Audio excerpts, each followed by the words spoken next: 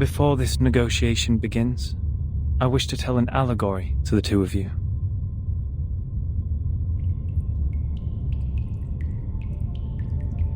A group of people were imprisoned in a cave.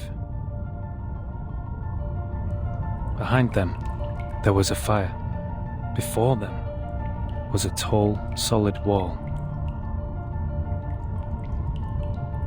Their legs and necks were chained and fixed, so they were constrained to look nowhere but to gaze at the wall in front of them.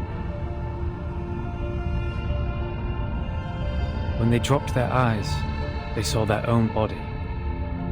When they looked up, the flickering light of the fire fell over them, and they only saw the shadows of what was passing behind them.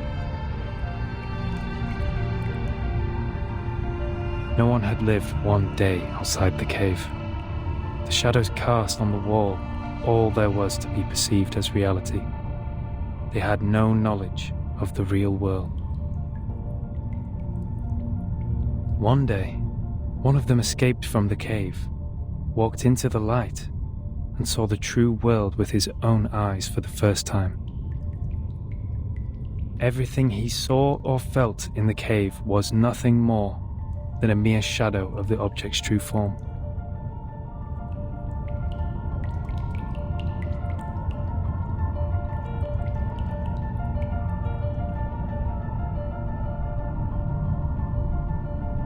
Our world is a poor one, Miss Vertin.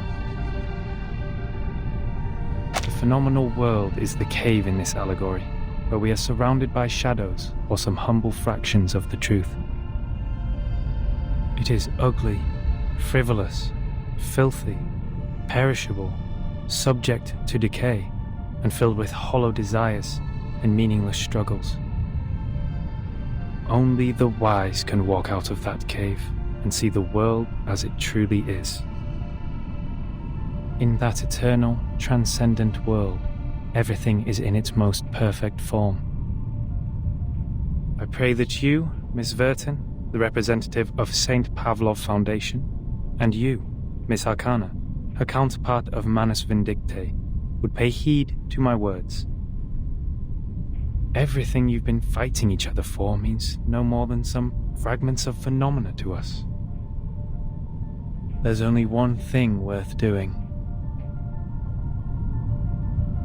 That is, to seek higher wisdom, develop one's virtue, and achieve greatness in life. We have never set foot on the soil dampened by the storm, nor have we ever been involved in the disputes brought by the torrents of time. I beg you, do not take your conflict in the phenomenal world into the realm of truth. For certain. It was never my intention to sully the sanctuary of truth.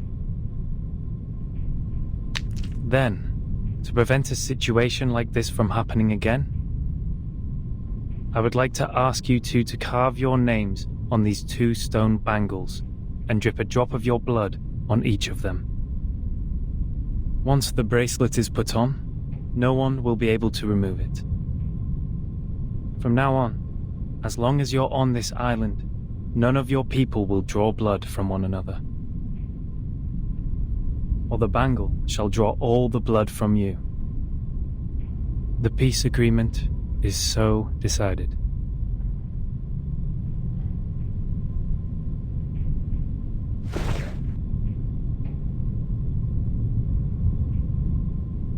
I appreciate that. I'll sign it.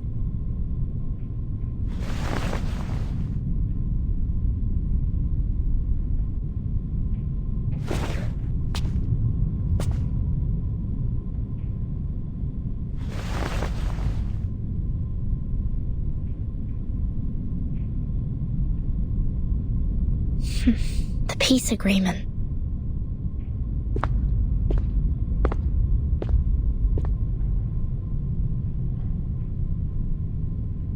Lady Vertin, we meet again. I wish the best to thy friend. She's doing well, thanks to you. You're most welcome. Thou shalt quench, for times hath changed. I would not wish to shed even a drop of Arcanist's blood in vain. But Schneider should be the victim of a merciless bullet?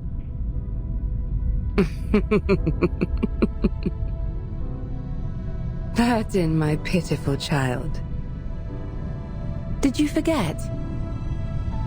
That merciless bullet cameth from a gun never belonging to me.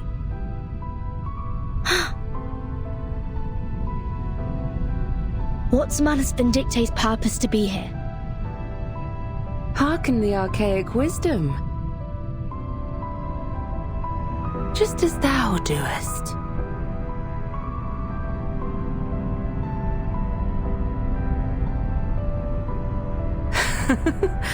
I am not surprised.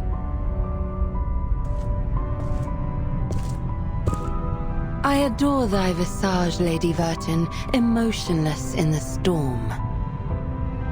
Alas, no man shall bravest the storm and live, including thee.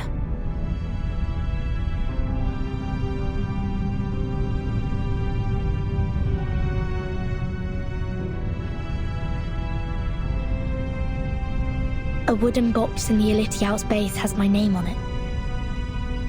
Was that your doing? Sadly, it wasn't.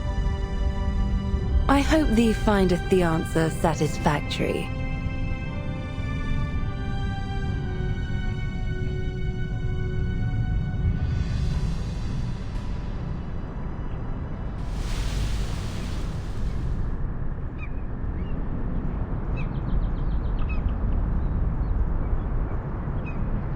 It's burning.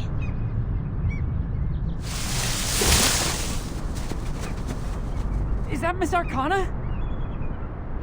Miss Arcana, please, don't go! Save us! And save us!